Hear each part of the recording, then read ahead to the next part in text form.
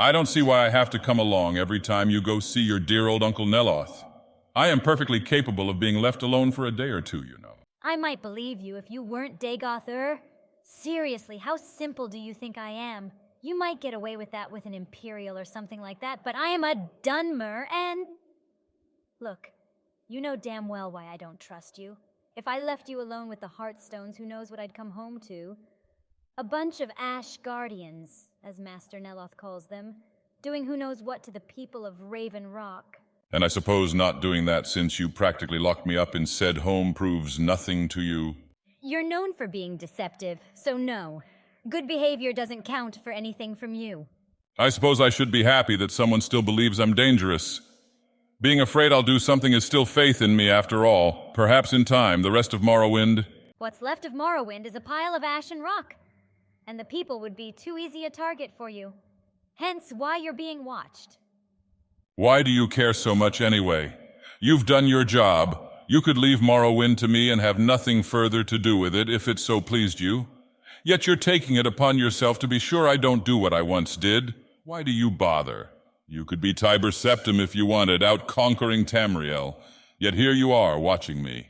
Maybe I'm tired of wandering about and actually want to put down roots. Ever think of that?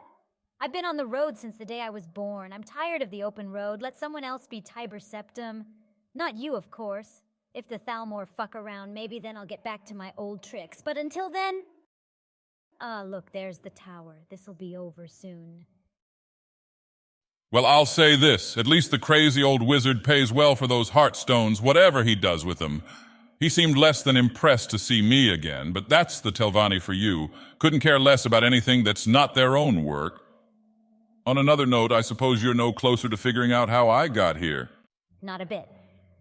There's a certain, look to the time wound I was talking about, like a scar in the air. Believe me, I've looked all around the tower and I can't...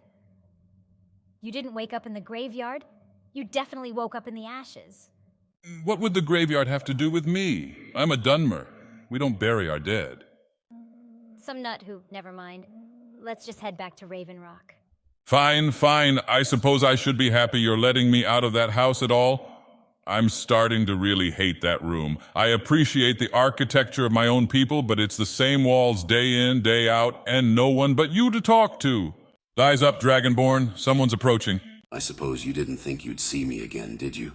Well, here I am. What do you have to say to... What in oblivion is going on around here?